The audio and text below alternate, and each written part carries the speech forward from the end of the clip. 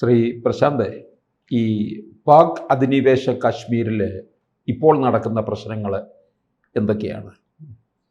ഈ പാക് അധിനിവേശ കാശ്മീരിൽ കുറേ നാളുകൊണ്ട് പ്രശ്നങ്ങളാണല്ലോ. പാകിസ്ഥാനെതിരെയാണ് വിഷയം. അതിനകത്ത് ആ പ്രദേശത്തുള്ള ആൾക്കാരുടെ വിഷയം തന്നെയാണ്. അവർക്ക് ജീവിക്കാൻ മാർഗമില്ല, അല്ലെങ്കിൽ അതിനുവേണ്ടി ഒരു മാർഗം ഒരുക്കാൻ പാകിസ്ഥാൻ ഗവൺമെൻറ് തയ്യാറാവുന്നില്ല, അല്ലെങ്കിൽ അതിനുള്ള ഒരു കാര്യമില്ല. അതായത് ആ പ്രദേശത്ത് ഉള്ള ആൾക്കാരെ ചൂഷണം ചെയ്ത് പാകിസ്ഥാൻ മുന്നോട്ട് പോകുന്നു. ആ പ്രദേശത്തുകൂടെ പാകിസ്ഥാനിലേക്ക് ട്രക്കുകൾ പോകുന്നു, അല്ലെങ്കിൽ ആ പ്രദേശത്ത് വിൻഡ് മില്ലുകൾ വെച്ചിട്ട് വൈദ്യുതി ഉണ്ടാക്കിയിട്ട് പാകിസ്ഥാനിലെ പ്രധാനപ്പെട്ട കേന്ദ്രങ്ങൾക്ക് ഇവർക്ക് കൊടുക്കുന്നില്ല, ഭക്ഷണമില്ല. ആ രീതിയിലേക്കാണ് കാര്യങ്ങൾ. ഇപ്പോൾ അവിടെ ഭയങ്കര പ്രശ്നമാണ്. വിദ്യാഭ്യാസമില്ല, വേണ്ട രീതിയിലുള്ള സുരക്ഷിതത്വമില്ല. ഇപ്പോൾ കഴിഞ്ഞ 14 ദിവസം കൊണ്ട് അവിടെ പ്രശ്നമാണ്. ഈ സർദാർ അമൻ ഖാൻ എന്ന് പറയുന്ന ഒരാളാണ് ഇതിൻ്റെ നേതാവ്, ചെറുപ്പക്കാരനാണ്. ഇപ്പം ഇന്ന് താക്കീത് കൊടുത്തിരിക്കുന്നു പറഞ്ഞാൽ, ഇവിടെ ഈ പറയുന്ന റാവൽപിണ്ടിയിൽ ഒരു ഇടത്ത് വെച്ചാണ് ഈ സമരം നടക്കുന്നത്. ഏതാണ്ട് അവിടെ ഇപ്പം തന്നെ 70,000 പേരോളം ഈ സമരത്തിനകത്ത് പങ്കെടുക്കുന്നുണ്ട്. അപ്പം ഈ സമരം നാളെ കാലത്തെ മുസാഫർ നഗറിലേക്ക്, തലസ്ഥാനമാകത്തിലേക്ക് ലോങ് മാർച്ചായിട്ട് സംഘടിക്കും. അതിന് പറയുന്ന കാര്യങ്ങൾ പറഞ്ഞാൽ പാകിസ്ഥാൻ പട്ടാളം ഈ പ്രദേശത്ത് നിന്ന് പൂർണ്ണമായിട്ടും ഒഴിഞ്ഞു പോകും. ഏതാണ്ട് 38 ഇന ആവശ്യങ്ങളാണ് അവർ ഉന്നയിച്ചിരിക്കുന്നത്. അതിനകത്ത് പട്ടാളം ഒഴിഞ്ഞു പോകണം, അതുപോലെ തന്നെ ഈ പറയുന്ന സൗജന്യ വിദ്യാഭ്യാസം വേണം, അവരുടെ ഭക്ഷണം തടഞ്ഞിരിക്കുക, ഭക്ഷണമില്ല, ഇൻ്റർനെറ്റ്, പിന്നെ നമ്മൾ ഈ പ്രശ്നം ഉണ്ടാകുന്നത് ഇൻ്റർനെറ്റ് തടഞ്ഞിരിക്കുകയാണ്, വിദ്യാഭ്യാസമില്ല, സ്ത്രീകൾക്ക് സുരക്ഷിതത്വമില്ല.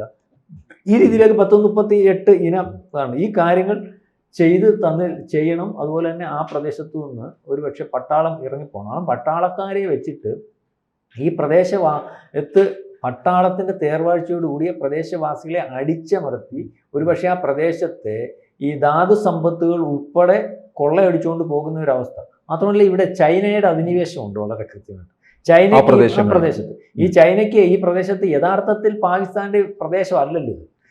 ഒക്കെ എന്ന് പറഞ്ഞാൽ തർക്കപ്രദേശമാണ്. അപ്പോൾ ഈ തർക്കപ്രദേശം, അവിടെ ഒരു ഭരണ സംവിധാനം ഒക്കെ ഉണ്ടെങ്കിൽ ഇതിന്റെ നിയന്ത്രണം മൊത്തം പാകിസ്ഥാന്റെ കയ്യിലാണ്. ഇതിന്റെ കെയർ ഓഫിൽ ഇവന് ഒരു അവകാശവും ഇല്ലെങ്കിൽ തന്നെ അവിടുത്തെ ധാതു സമ്പത്തുകളും മറ്റ് കെട്ടിടം ഉൾപ്പെടെ, താമസിക്കുന്ന ആൾക്കാരുടെ കെട്ടിടം ഉൾപ്പെടെ, നമ്മൾ പറയത്തില്ലേ, ഈ ചൈനക്കാരന് പണ്ട് ലീസിന് കൊടുത്ത് അല്ലെങ്കിൽ അവന് കൊടുത്ത് കച്ചവടം നടത്തി അവിടെ ചെന്ന് ചൈനക്കാരൻ നോട്ടീസ് ഒതുക്കുമ്പോഴേ അവൻ അറിയുന്നേ.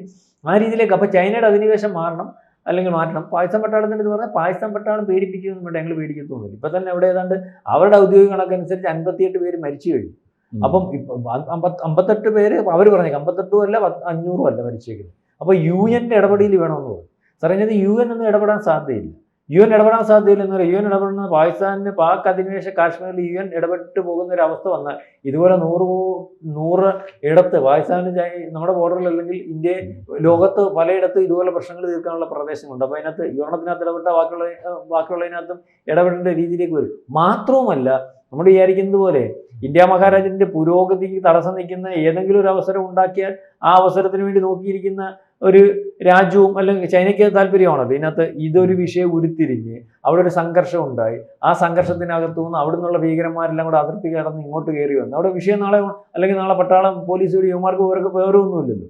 ലോങ് മാർച്ചാലും എന്തോ മാർച്ചാലും യുവമാർ ചിലപ്പം വെടിവെക്കുമ്പോൾ അവിടെ പ്രശ്നം ഉണ്ടായിട്ട് അത് നമ്മുടെ ഇപ്പം അതിർത്തിയിലെല്ലാം വല്ല സുരക്ഷമായിട്ട് വന്നിട്ട് അതിർത്തി കടന്നിട്ട് അവിടെ നിന്നുള്ള ഭീകരന്മാരൊക്കെ ആ കെയർ ഓഫിൽ ഇങ്ങോട്ട് കയറുന്നൊരവസ്ഥ വന്നാൽ, അല്ലെങ്കിൽ ഈ വിഷയത്തിനകത്ത് കൂടുതലായിട്ട് ഈ വിഷയം വഷളായി കഴിഞ്ഞാൽ ഓട്ടോമാറ്റിക്കായിട്ട് നമ്മൾ ഇടപെടേണ്ടി വരുമല്ലോ. ഇടപെടേണ്ടി വരുമ്പോൾ അതിനകത്ത് ഇടപെടുന്നു എന്നുള്ള കാരണം പറഞ്ഞുകൊണ്ട് പാകിസ്ഥാന് വേണമെങ്കിൽ നമ്മുടെ കാര്യത്തിനകത്ത് അല്ലെങ്കിൽ നമ്മളെ ഉപദ്രവിക്കാൻ പറ്റുമല്ലോ. അപ്പോൾ ഏതെങ്കിലും രീതിയിൽ ഒരു വിഷയം ഇന്ത്യക്കകത്ത് ഉണ്ടാക്കിയാൽ എന്ന് പറഞ്ഞ് നോക്കിയിരിക്കുന്നത് ഇത് തീരണമെന്ന് വിചാരിക്കത്തില്ലല്ലോ. പിന്നെ നമ്മൾ പിടിച്ചെടുത്ത ആരും ഒന്നും അനങ്ങാൻ പറ്റത്തില്ല എന്നുള്ള രീതിയിലേക്ക് പോകും. അപ്പം ഈ വിഷയം അപ്പോൾ അതുകൊണ്ട് ആരും UN ഇടപെടണം എന്ന് പറഞ്ഞാൽ UN ഇടപെടത്തൊന്നുമില്ല. അല്ലെങ്കിൽ ഇതിനകത്ത് ഉള്ള കാര്യം എന്ന് പറഞ്ഞാൽ ഇതിനകത്ത് പാകിസ്ഥാൻ മാറണം, ചൈനയുടെ അധിനിവേശം മാറണം എന്നൊക്കെ പറയുമ്പോഴും ബാക്കി പല അമേരിക്ക ഉൾപ്പെടെ അല്ലെങ്കിൽ പല രാജ്യങ്ങൾക്കകത്തും UN ഇടപെടാത്തതിനകത്ത് ചോദ്യം ചെയ്യുമ്പോഴും അതിനകത്ത് നമ്മുടെ പതാക ഉയർത്തിയായിരിക്കുന്നത്, നമ്മുടെ പതാക വീശുന്നുണ്ട്. ഇവർക്ക് ഇന്ത്യയുമായിട്ട് വ്യാപാരം നടത്തണമെന്ന് ഈ മുദ്രാവാക്യത്തിൻ്റെ ഇടയ്ക്ക് പറയുന്നുണ്ട്.